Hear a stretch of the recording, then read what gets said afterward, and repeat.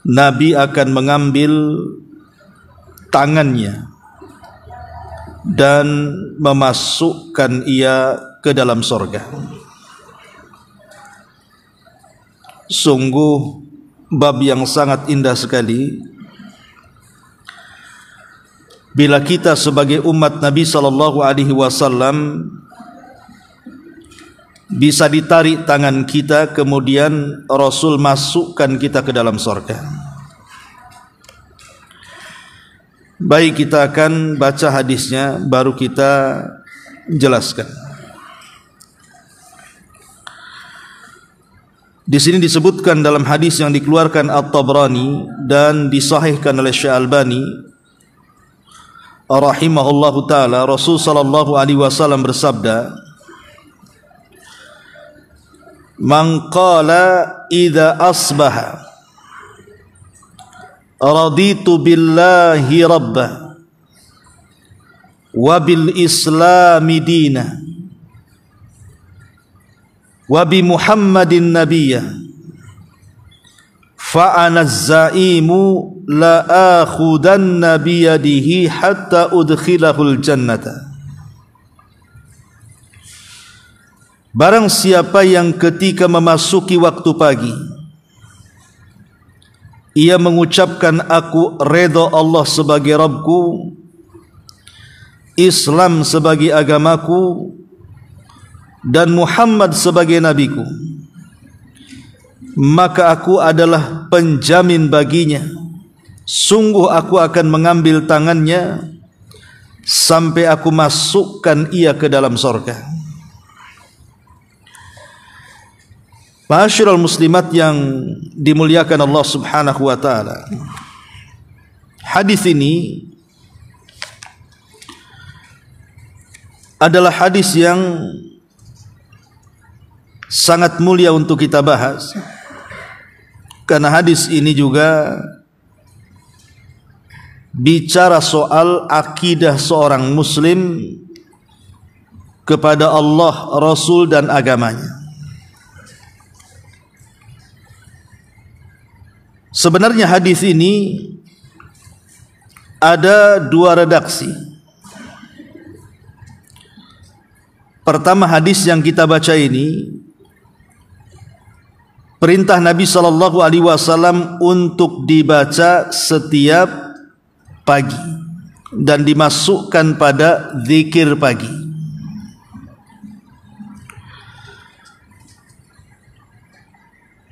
Dan hadis yang kedua, hadis ini dibaca setelah mendengar suara azan,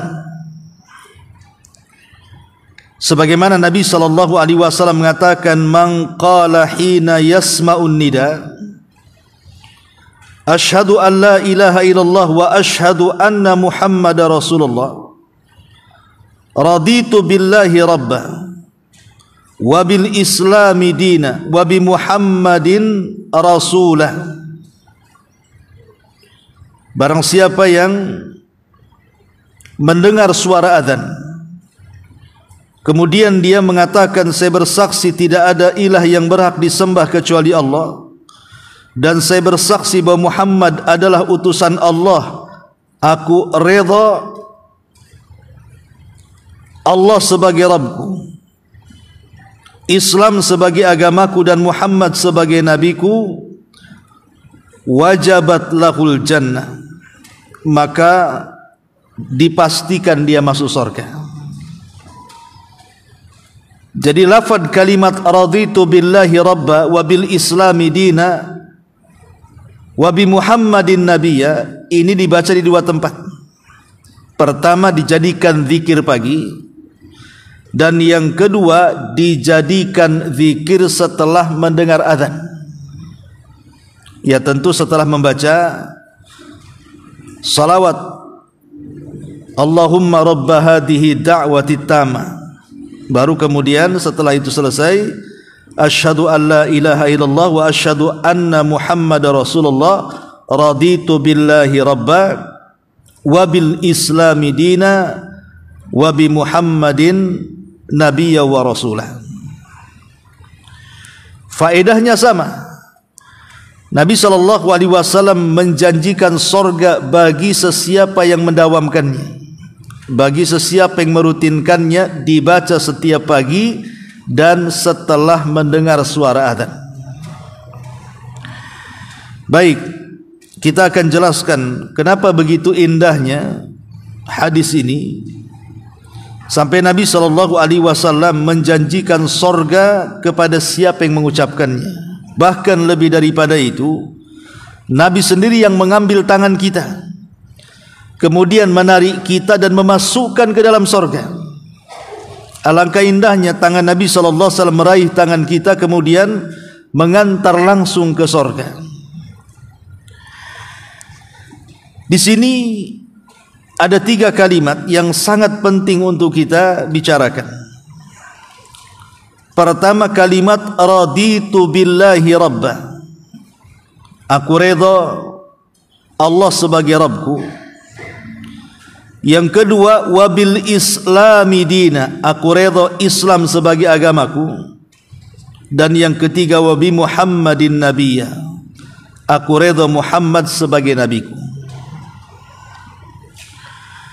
3 kalimat ini ulama mengistilahkan dengan usulus thalatha. 3 pondasi penting yang harus diyakini seorang muslim. Kalau tidak akan bermasalah agamanya. Karena 3 perkara ini juga yang akan ditanyakan kelak setiap muslim ketika masuk ke dalam kubur. Di mana di dalam kubur itu ada yang disebut dengan fitnah kubur. Dan fitnah kubur itu artinya su'alul malakaini, pertanyaan-pertanyaan 2 malaikat Munkar dan Nakir. Di mana pertanyaan pertama, man rabbuka, siapa Rabbmu? Yang kedua, wa ma nabiyuka, siapa nabimu? Dan yang ketiga, wa ma dinuka, apa agamamu? Maka jawabannya raditu billahi rabba wa bil islami dina wa bi Muhammadin nabiyya wa rasulah. Jadi 3 kalimat ini sebagai jawaban dari pertanyaan malaikat Munkar dan Nakir. Makanya disebut 3 pondasi utama yang harus diyakini seorang muslim. Kalau tidak akan bermasalah hidupnya, baik ketika di dunia ataupun setelah kematiannya. Lalu apa maknanya kalimat raditu billahi rabba wa bil islami dina wa bi Muhammadin nabiyya ini? Kalimat pertama, raditu billahi rabba. Kita redha Allah sebagai Rabbku.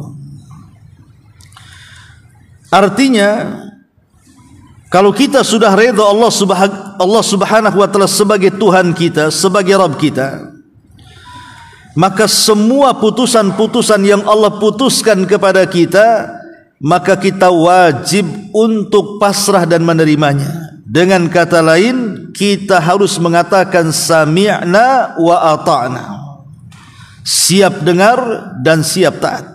Karena kita sudah redha Allah sebagai Tuhan kita. Berarti apapun yang diperintahkan Allah Subhanahu wa taala dari putusan-putusannya, baik dalam perintah itu ada sesuatu yang kita benci, baik dalam larangan itu ada sesuatu yang kita sukai, mau tidak mau kalau Allah perintahkan laksanakan, kalau Allah larang tinggalkan.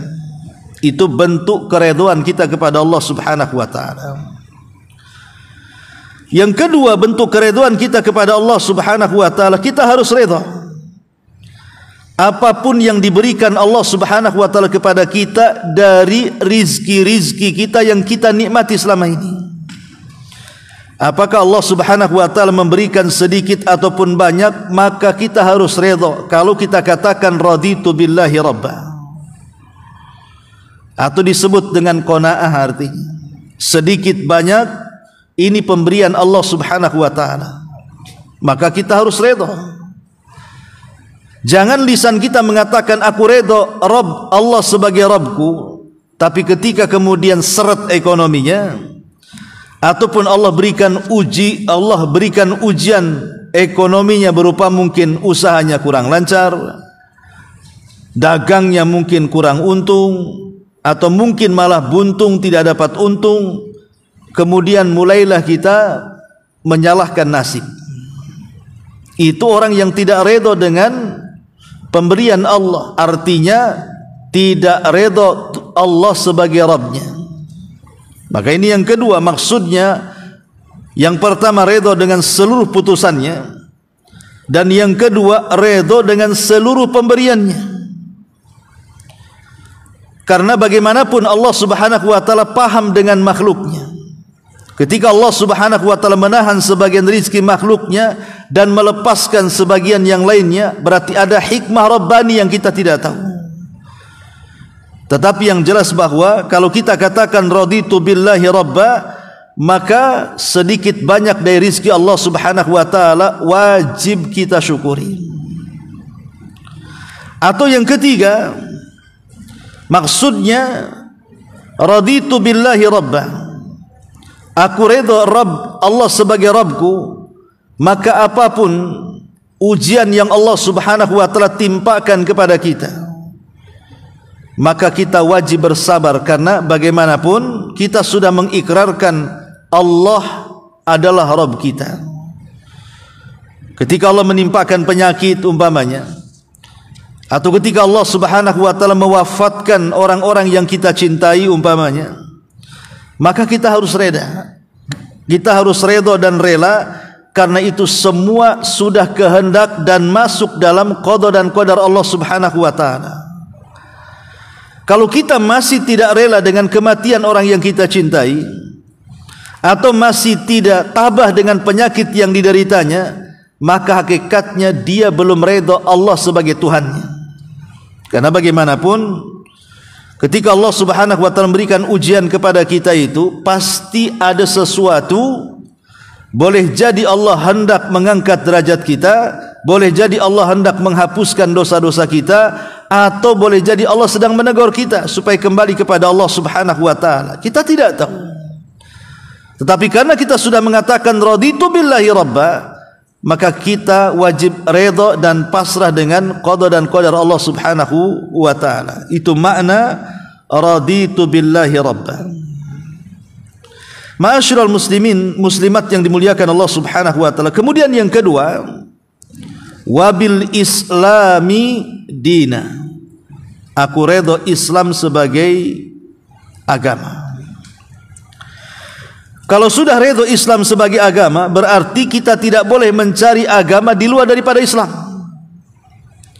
Karena agama di luar daripada Islam itu semua di atas kebatilan.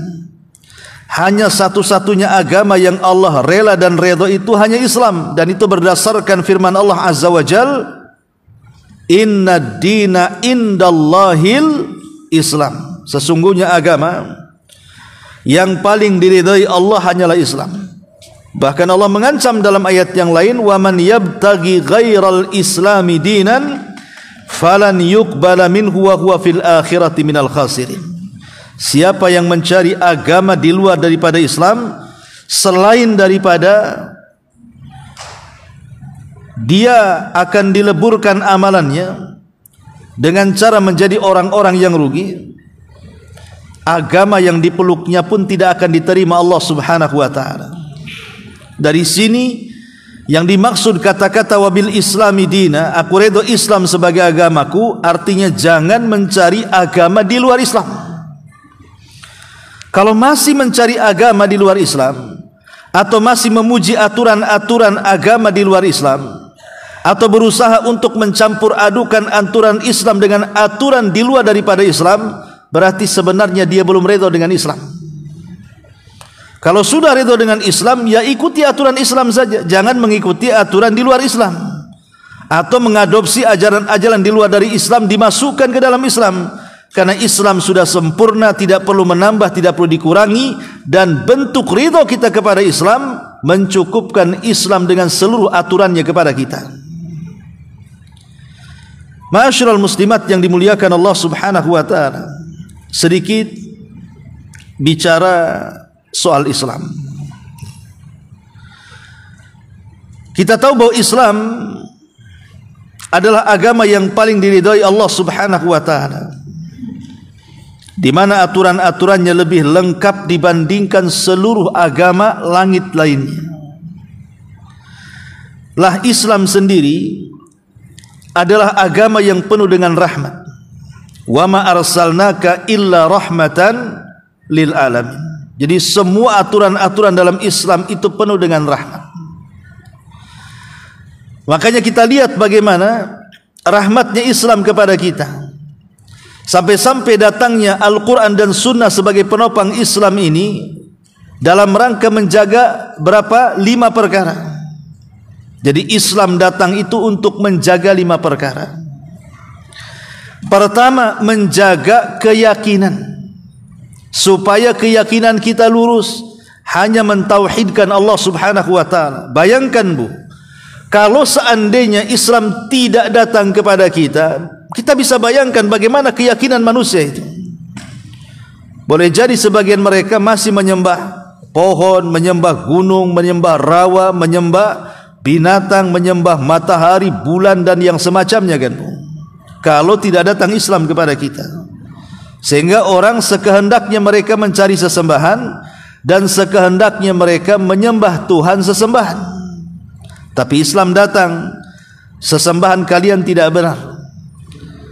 Kalian menyembah batu tidak benar, kalian menyembah pohon tidak benar, kalian menyembah sungai tidak benar, kalian menyembah binatang tidak benar, apalagi menyembah matahari, bulan dan bintang. Yang benar itu hanya menyembah Allah semata. Islam datang kemudian meluruskan keyakinan. Ini yang pertama. Yang kedua, Islam datang untuk menyelamatkan akal manusia. Coba kalau seandainya Islam tidak datang, kemudian manusia menghalalkan khamr, menghalalkan narkoba, menghalalkan minuman-minuman yang beralkohol dan memabukkan, gimana coba kondisi masyarakat? Padahal kita tahu bahwa khamr, narkoba dan yang semacamnya itu termasuk umul khaba'ith. Dia adalah induk dari seluruh kerusakan. Awalnya sadar, kemudian mabuk, hilang akal. Namanya orang hilang akal itu Bu, biasanya lisannya tidak bisa terjaga. Entah mencaci maki orang, menggibah orang, menghina orang, mencaci orang, dan begitu seterusnya. Belum tangannya bisa memukul orang, membunuh orang, menyakiti orang, dan lain sebagainya. Tapi Islam datang mengharamkan, tidak boleh minum khamr ataupun meminum yang sejenisnya, narkoba dan yang semacamnya. Jadi Islam datang menjaga akal tetap sehat, sehingga dilarang hal-hal yang bisa merusak akal. Kemudian yang ketiga, Islam datang untuk menjaga nasab.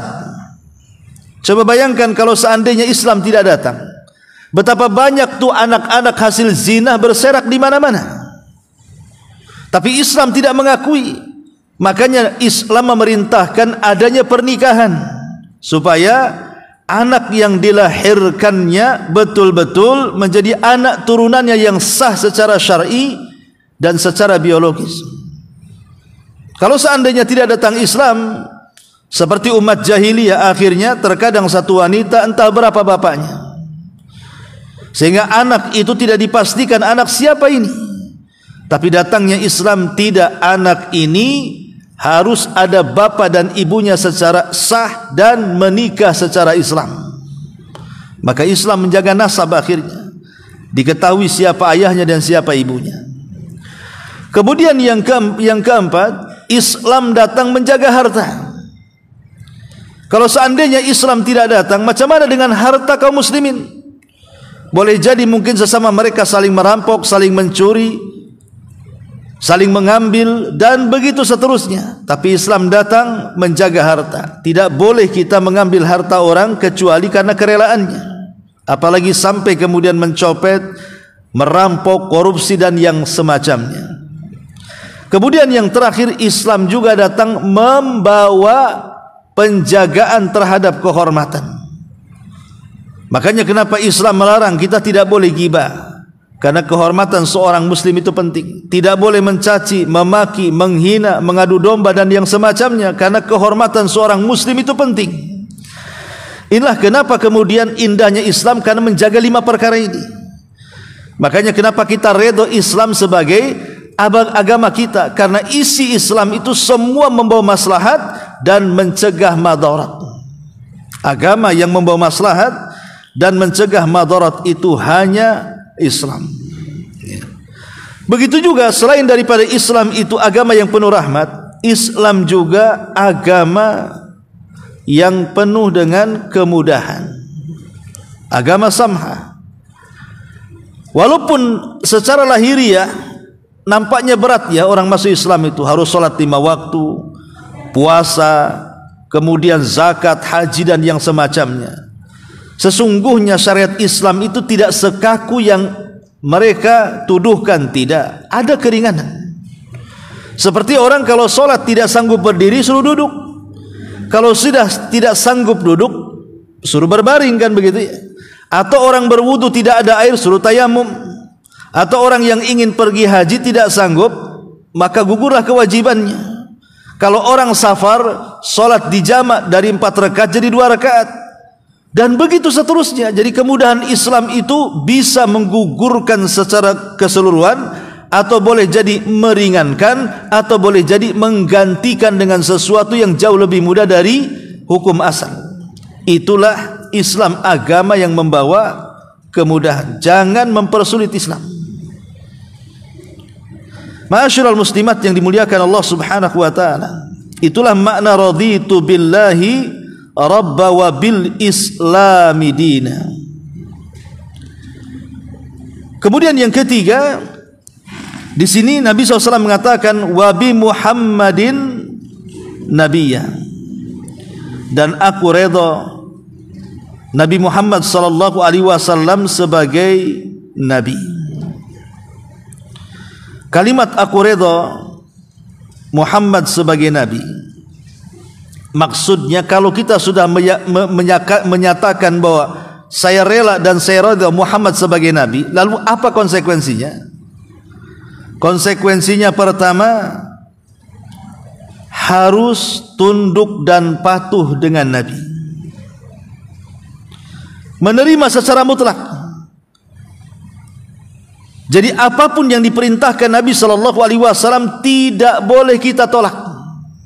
Apakah itu dalam bentuk perintah wajib atau dalam bentuk perintah sunnah, maka kita tidak boleh membantahnya.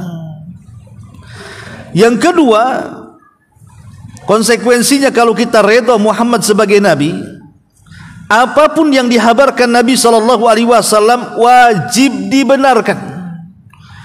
Mau habar itu masuk akal atau tidak, mau habar itu bisa dicerna atau tidak, diketahui hikmahnya atau tidak, pokoknya kalau Nabi sudah menghabarkan, kita katakan shadaq, maka dia telah benar. Karena begini Bu, ada hadis-hadis Nabi SAW itu terkadang bagi yang cetek pengetahuannya atau terbatas pengetahuannya, seolah-olah hadis Nabi SAW itu dibuat-buat, diakal-akali. Contoh umpamanya hadis tentang lalat. Kata Nabi SAW, kalau kita sedang minum, ibu minum kopi atau teh, tiba-tiba hingga lalat masuk pula ke dalam teh dan kopi itu. Apa kata Nabi? Kata Nabi, celupkan lalat itu sekalian ke dalam air kopi atau ke dalam air teh, kemudian diambil buang minum airnya. Ada orang yang berpikir, ini hadis apa ini? Kenapa harus diminum airnya dan tidak dibuang? Bukankah air itu sudah penuh dengan kotoran dari lalat? Bukankah lalat itu hinggap di sampah-sampah dan kotoran-kotoran?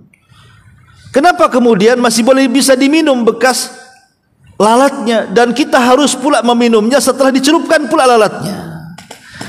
Kata Nabi SAW, karena di satu sayapnya terdapat penyakit dan di satu sayapnya terdapat penawarnya.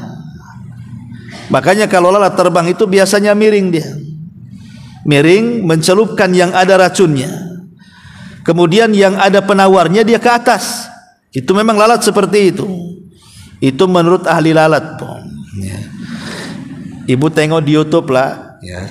Bagaimana lalat itu kalau hinggap di air pasti sayap racunnya yang tenggelam dulu, sayap penawarnya itu ke atas dia. Makanya kata Rasul, celupkan tuh gitu ya, supaya penawarnya bisa mengatasi racunnya. Ada orang-orang enggak percaya, padahal jelas hadis ini sahih, dikeluarkan Bukhari, Muslim kan, itu jelas kan hadis sahih. Tapi logikanya bermain, ini hadis apa ini katanya? Ini hadis gak benar, lalat itu hidupnya di kotoran. Mana ada satu penawar satu racun. Tetapi bagi orang yang luas pengetahuannya, mereka meneliti, betul gak hadis Nabi ini? Akhirnya diteliti di lab, rupanya memang benar. Terkadang racun itu penawarnya di situ juga kan gitu. Padahal Nabi SAW di zaman itu kan gak ada lab di zaman Nabi SAW. Gimana meneliti lalat itu? Tapi karena yang diwahyukan kepada Nabi datang dari Allah Subhanahu wa taala, dipastikan itu sebuah mukjizat kenabian, pasti benar. Ya.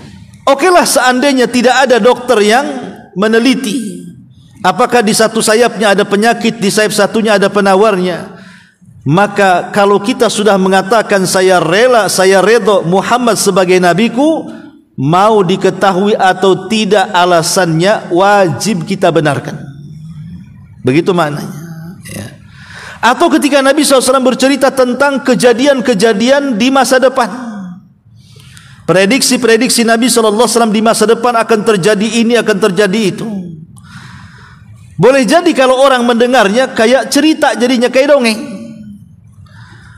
Tetapi kalau kita sudah mengatakan saya redha Muhammad sebagai nabiku, maka jangan dianggap cerita dan dongeng. Kita katakan pasti terjadi. Apa yang dikatakan Nabi selama sahih hadisnya pasti terjadi. Contoh umpamanya Rasul ketika menyebutkan 10 tanda kiamat umpamanya. Yang pertama munculnya Dajjal. Kemudian yang kedua, setelah Dajjal turunnya Isa bin Maryam. Kemudian setelah turunnya Isa bin Maryam, munculnya Ya'juj wa Ma'juj. Kemudian setelah munculnya Ya'juj wa Ma'juj, terjadi gelap langit yang dipenuhi dengan asap atau disebut dengan duhan. Kemudian yang kelima, setelah itu tiba-tiba matahari terbit dari arah barat. Kemudian yang keenam, setelah matahari terbit dari arah barat, muncul binatang yang melata dari perut bumi, tahu-tahu bicara dan menstempel setiap dahi manusia. Yang mukmin bercahaya dan yang kafir langsung menghitam dan hilang cahayanya. Kemudian setelah itu yang ketujuh, muncul gempa. Muncul gempa dari yang keenam, muncul gempa dari arah timur. Kemudian yang ketujuh disusul dengan gempa arah barat. Kemudian disusul dengan gempa di Jazirah Arab. Dan diakhiri dengan api yang keluar dari perut Aden Yaman. Kemudian menyatu dengan api yang keluar dari perut Hijaz. Kemudian menggiring manusia sampai ke negeri Syam. Kemudian kiamat dibangkitkan. Ini kalau kita dengarkan gitu kan, ini kayak cerita bu. Kalau kita nggak yakin, ini ngapain ini orang ini kok cerita-cerita kayak gini? Kayak nggak mungkin terjadi kan gitu. Tapi Nabi SAW sudah mengatakannya dan kita sudah berikrar bahwa aku redha Muhammad sebagai nabiku, maka masuk di akal ataupun tidak, terkesan dongeng ataupun tidak, wajib kita mengatakan telah benar ucapan Nabi sallallahu alaihi wasallam. Wa sadaqa rasuluhul amin. Maka benarlah ucapan Rasul yang mulia lagi penuh dengan amanah. Jadi kalau kita sudah mengikrarkan wabi Muhammadin nabiyya, maka apapun yang dihabarkan Rasul wajib dibenarkan. Ini yang ketiga. Yang kedua. Kemudian yang ketiga, kalau kita sudah mengatakan bahwa Muhammad adalah aku redha Muhammad sebagai nabiku, maka apapun yang dilarang oleh Nabi SAW wajib ditinggalkan. Apapun yang dilarang, baik dalam bentuk haram ataupun makruh, tinggalkan. Kalau sudah Nabi melarang sesuatu, tinggalkan. Jangan berpikir kenapa dan kenapa. Karena kita sudah mengikrarkan Muhammad sebagai Nabi. Kemudian yang keempat, kalau kita sudah mengikrarkan Muhammad sebagai Nabi, berarti kita tidak boleh menyembah Allah kecuali setelah ada tuntunan dari Rasulullah. Jangan membuat tuntunan sendiri yang tidak diajarkan Rasulullah. Karena kita sudah reda Muhammad sebagai Nabi, berarti saat kita menyembah Allah Subhanahu wa taala tidak boleh keluar dari cara Nabi sallallahu alaihi wasallam menyembah Allah Subhanahu wa taala. Kalau tidak, kita masih membuat cara-cara yang tidak pernah dilakukan Rasul, berarti kita belum menganggap dia sebagai Nabi utusan Allah Subhanahu wa taala. Ini yang harus dipahami tentang makna raditu billahi rabba wa bil islami dina wa bi Muhammadin nabiyya wa rasulah. Ma'asyiral muslimat yang dimuliakan Allah Subhanahu wa taala. Lalu faedah hadis ini apa? Pertama, faedah hadis ini al-hathu ala qawli hadad du'a wa bayanu thawabil mutarattab alaihi. Di sini ada anjuran untuk senantiasa membaca doa ini.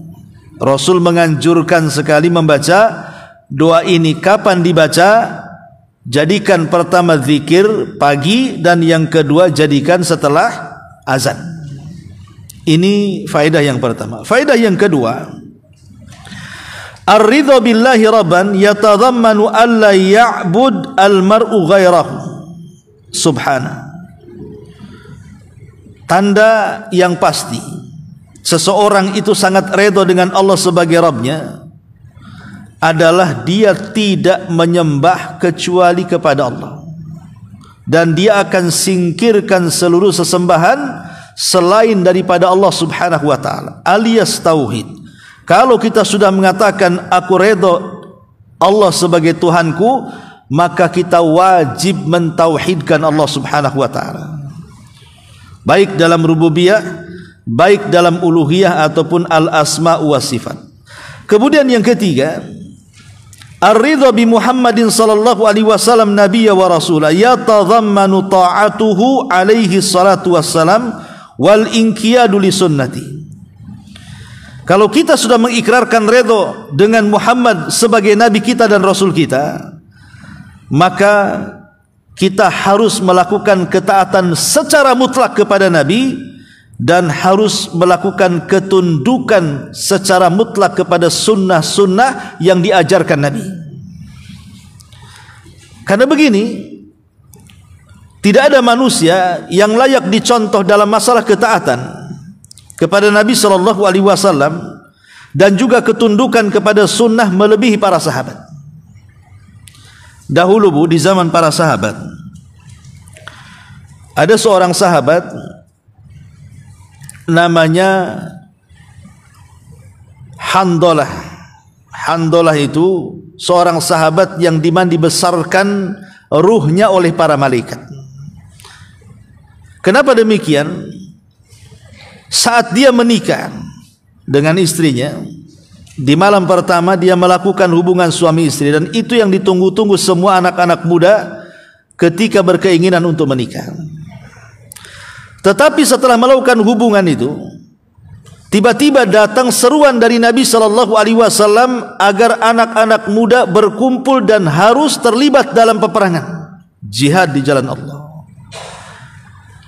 Handalah tidak berfikir, langsung dia izin kepada istrinya, dan dia lupa belum melakukan mandi junub, langsung berbaris dia.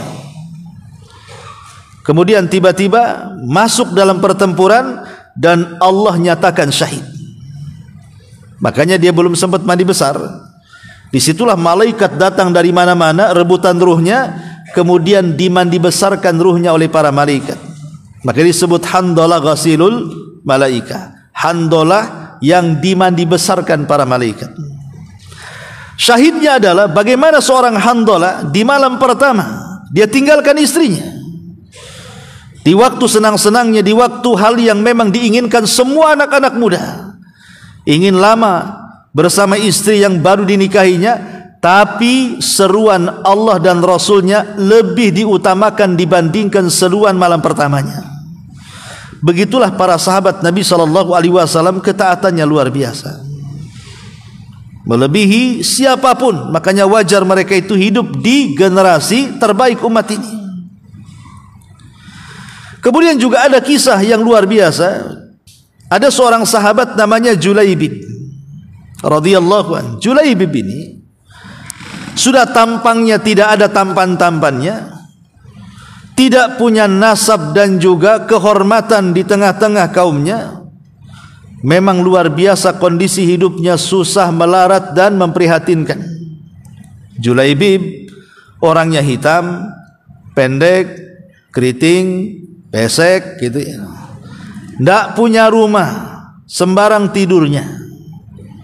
Tidak punya pekerjaan, dia hanya dikasih-kasih orang. Susah hidupnya Julaibib ini. Entah kenapa satu hari Nabi SAW memanggil dia dan mengatakan, ya Julaibib, kau sudah kawin? Ya. Julaibib tidak mengatakan belum, tetapi dia menjawab, ya Rasulullah, mana ada wanita yang mau denganku. Lihat jawabannya ya. Jadi Julaibib ketika ditanya, apakah engkau sudah menikah? Jawabannya itu bukan belum wahai Rasul, tolong carikan. Enggak begitu jawabannya. Dia malah menjawab, ya Rasul, mana ada wanita yang suka denganku, katanya. Kenapa? Dia tahu diri namanya ya. Karena memang fisiknya juga tidak tampan, dia juga tidak punya harta, dan dia tidak punya nasab yang baik. Bahkan saking miskinnya, sahabat tidak kenal dia. Sampai hari kedua dipanggil lagi. Julaibib mau nikah. Kata Julaibib, ya Rasul, mana ada wanita mau dengan aku? Sampai 3 kali marah Julaibib. Rasul, sudah kukatakan, mana ada wanita yang mau denganku? Kata Rasul, ada yang mau denganmu, katanya. Kata Nabi SAW, kalau begitu kau berangkat wahai Julaibib, datang ke rumah nomor sekian di gang sekian di tengah-tengah kota Madinah. Ketuk rumah itu, bilang sama orang tuanya, saya adalah utusan Nabi, tolong nikahkan putrimu dengan aku. Akhirnya Julaibib pun, karena itu perintah Nabi, berangkat dia. Dicarinya tuh alamat rumah itu. Setelah ketemu, diketuk rumahnya. Rupanya yang membuka ayahnya. Ayahnya si wanita tadi. Kata ayahnya, ngapain kau Julaibib ke sini? Kata Julaibib, wahai fulan, aku ini utusan Nabi. Kata Nabi, nikahkan putrimu dengan aku. Kata ayahnya, ya Julaibib, kalaupun mau bukan untukmu, pasti ku cari yang lainnya, katanya. Tapi karena ini perintah Nabi, tunggu dulu saya diskusikan dengan istriku, katanya. Dipanggilnya istrinya. Istrinya pun ngomel, kenapa Rasul tidak mengutus Abu Bakar, Umar, Utsman atau sahabat yang lain? Kenapa mesti Julaibib, katanya. Ya memang kondisi Julaibib seperti itu. Rupanya perdebatan antara Julaibib dengan ayah ibu wanita tadi kedengaran ke kamar. Didengarlah oleh wanita itu. Ya wajar saja ibunya menolak, ayahnya menolak, karena wanita itu wanita tercantik di kota Madinah. Sementara Julaibib terjelek pula di kota Madinah, termiskin di dunia, kan gitu ya. Ya wajarlah orang tuanya menolak ya. Tapi wanita cantik ini, satu-satunya wanita paling cantik di kota Madinah ini, bukan hanya cantik secara paras, tapi cantik pula secara akal. Dia langsung datang ke halaman, dimarahinya kedua orang tuanya dan mengatakan, ataruddani Rasulillah. Ibu bapakku, berani-beraninya engkau membantah pesuruh Nabi ya.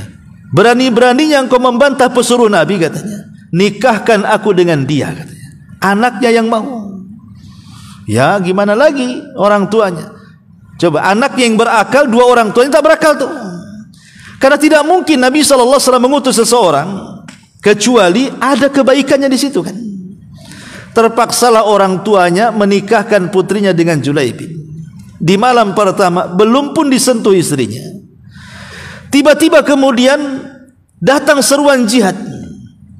Maka Julaibib lebih memilih datang kepada seruan jihad, padahal istrinya belum disentuh tuh di malam pertama.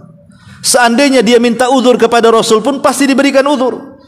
Tapi panggilan Allah dan Rasulnya lebih mulia dibandingkan panggilan pertama bersama istrinya. Masuk ke medan jihad, Allah takdirkan dia meninggal mati syahid.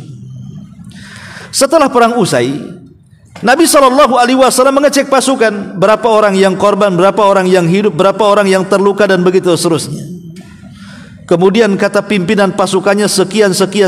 Kata Rasul, ada satu yang kurang. Kata pimpinan perang, sudah lengkap wahai Rasul, yang luka sekian, yang mati sekian, yang hidup sekian. Kata Rasul, tidak, ada satu yang kurang katanya. Maka kemudian pemimpin ini mengatakan, siapa ya Rasul? Saya sudah mengecek semuanya, enggak ada yang kurang. Maka Rasul mengatakan, ada. Aina Julaibib? Mana Julaibib katanya? Aku tidak melihat dalam korban yang mati syahid atau yang terluka atau yang menghidup. Aina Julaibib? Bayangkan di tengah pasukan saja sampai tidak kenal Julaibib itu, karena saking miskinnya. Maka Rasul mencari-cari jasadnya Julaibib.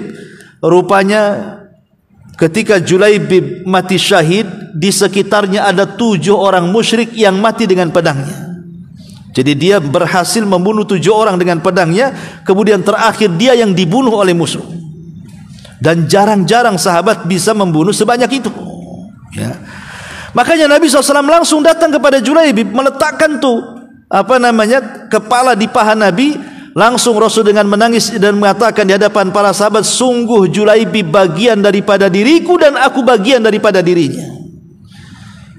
Lihat bagaimana kemuliaan. Dari situlah nama Julaibib terkenal menjadi sahabat yang luar biasa, yang tadinya tidak dikenal karena kefakirannya, karena ketidaktampanannya, karena tidak memiliki nasabnya, tapi karena dia orang pilihan Nabi SAW dengan ketakwaannya, dia menjadi selebritis langit, dikenal setelahnya.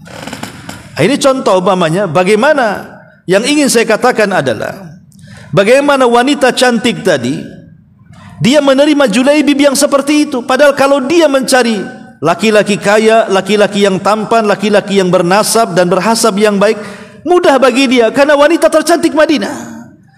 Tetapi karena Julaibib diutus oleh Rasul, maka dia hanya mengatakan sami'na wa ata'na, dan dia mengatakan kepada kedua orang tuanya, nikahkan aku dengan dia. Itulah kehebatan para sahabat. Kalau sudah putusan Allah dan Rasulnya, tidak ada kata sami'na wa tafakkarna, mendengar pikir-pikir dulu, enggak. Sami'na wa ata'na, mendengar siap laksanakan. Begitulah para sahabat. Kalau kita kan tidak, ya dengar tapi pikir-pikir dulu, bisa enggak ya, enggak masuk di akal, nanti saja, dan begitu seterusnya. Gaya kita ini melambat-lambat, tapi gaya para sahabat tidak. Pokoknya mereka langsung laksanakan. Soal nanti sanggup atau tidak urusan nanti. Karena pasti kalau tidak ada sanggupan ketika sudah dilaksanakan, pasti akan datang kemudahan. Begitulah cara pandang para sahabat Nabi SAW, karena mereka yakin bahwa kalau sudah mengikrarkan aku redha Muhammad sebagai Nabi, maka apapun yang datang dari Nabi wajib taat dan wajib pasrah dengan putusannya. Dan banyak kisah-kisah yang lain. Atau contohlah satu kisah lagi yang menarik, kisah Zainab bintu Jahsin. Zainab bintu Jahsin ini kan dulunya bekas istrinya Zaid ibn Haritha. Sementara Zaid ibn Haritha itu anak angkat Nabi. Jadi Nabi SAW mengatakan kepada Zaid anak angkatnya, wahai Zaid, kau sudah dewasa, kau sudah waktunya menikah. Lah Zaid ini kan dulunya budak berkulit hitam, dihadiahkan oleh Khadijah kepada Rasul supaya jadi anak angkat. Oleh Rasul dimerdekakan, kemudian dibesarkan sampai dewasa. Setelah dewasa, Rasul menawarkan agar dia menikah. Kata Zaid, ya Rasul, kau hendak menikahkan aku dengan siapa? Kata Rasul, tenang saja, akan kucarikan wanita terbaik. Maka Nabi SAW mendatangi seorang wanita yang sangat cantik, berbudi luhur, dan memiliki karisma yang luar biasa dari keluarga terhormat. Namanya Zainab bintu Jahsin. Datang Rasul ke rumah Zainab. Seluruh keluarga Zainab senang dengan kedatangan Rasul. Disangkanya Rasul meminang untuk dirinya. Maka mereka pun setuju kalau Rasul yang mau, kan begitu. Tapi setelah Rasul menjelaskan bahwa dia meminang Zainab itu bukan untuk dirinya, tapi untuk anak angkatnya, semua keluarga Zainab menolak, termasuk Zainab. Saya pikir untuk dirimu wahai Nabi, rupanya untuk anak angkatmu. menolak mereka. Kenapa? Ya tahu posisi Zaid ini dulunya mantan budak. Yang kedua, tidak punya ketampanan sama sekali. Dia hanya anak angkat Nabi SAW saja. Tetapi ketika itu turun ayat menegur keluarga Zainab bintu Jahsin ini. Apa ayatnya? Wa ma kana li mu'minin wala mu'minatin idza qadallahu wa rasuluhu amran an yakuna lahumul khiyaratu min amrihim wa man ya'sillaha wa rasulahu faqad dhalla dhalalan ba'ida. Kata Allah berfirman, tidak layak bagi seorang mukmin laki-laki, seorang mukmin perempuan, kalau sudah turun putusan Allah dan Rasulnya, tiba-tiba ada kebimbangan dalam hatinya. Karena barang siapa yang bermaksiat kepada Allah dan Rasulnya, maka dia telah tersesat dengan kesesatan yang jauh. Ketika turun ayat ini, semua keluarga Zainab terdiam. Akhirnya mereka pun mengatakan sami'na wa ata'na. Ini sudah putusan Allah, mau apa lagi? Ya kita dengar, kita taat. Begitu para sahabat. Akhirnya menikahlah Zainab dengan Zaid, walaupun yang namanya menikah bukan dasar cinta, kemudian tidak sekufu, tidak sebanding. Memang adalah cekcok, namanya manusia, walaupun mereka sahabat, cekcok. Belakangan akhirnya Allah perintahkan kepada Rasul untuk mengatakan kepada Zaid menceraikan istrinya. Maka diceraikanlah kemudian oleh Zainab ini. Setelah masa iddahnya selesai, turun lagi ayat perintah kepada Nabi SAW untuk menikahi Zainab. Jadi berbelit-belit tuh, ya. Kenapa Nabi SAW diperintahkan Allah untuk Zaid menceraikan, setelah masa iddahnya habis malah Allah memerintahkan Rasul menikahi Zainab, gitu ya. Karena Rasul SAW diperintahkan Allah untuk menghapus tradisi jahiliyah. Apa tradisi jahiliyah? Tidak boleh menikahi bekas istri anak angkat. Maka Islam hapus tuh. Ya, boleh menikahi bekas istri anak angkat. Kenapa? Karena anak angkat dengan anak kandung itu berbeda. Kalau bekas istri anak kandung haram hukumnya, tidak boleh dinikahi, karena itu menjadi mahram mu'abbad. Tapi kalau bekas istri anak angkat bukan mahram. Anak angkat itu tidak ada hubungan perwalian, tidak ada hubungan mahram, dan tidak ada hubungan waris. Anak angkat ya sama dengan orang lain, cuman bedanya diangkat sama kita saja. Maka dengan menikahinya Rasul dengan Zainab, terhapuslah tradisi jahiliyah itu. Yang ingin saya katakan adalah bagaimana keluarga Zainab ketika turun ayat putusan Allah dan Rasulnya langsung mengatakan samina wa atona dan siap menikah dengan Zaid. Di sini menunjukkan apa? Ketundukan mutlak para sahabat kepada perintah Allah dan Rasulnya. Itu makna dan aku reda Muhammad sebagai agamaku. Intinya bahwa hadis ini ya memerintahkan kepada kita, kalau kita ingin berjumpa dengan Rasul, tangan kita dibawa oleh Rasul, dihantar lagi ke pintu sorga, dimasukkan lagi ke dalam sorga. Maka kata Nabi SAW, bacalah setiap pagi kalimat ini, raditu billahi rabba wa bil islami dina wa bi Muhammadin nabiyya. Kan mudah, setiap pagi baca. Alangkah indahnya Rasul mengambil tangan kita, memasukkan ke dalam sorga. Nikmat mana lagi yang akan diperoleh seorang mukmin melebihi masuk ke dalam sorga dan dituntun oleh tangan Nabi sallallahu alaihi wasallam. Wallahu a'lam. Mungkin ini yang bisa sampaikan. Baik, sampai di sini. Kalau ada yang bertanya silakan, kalau enggak kita tutup.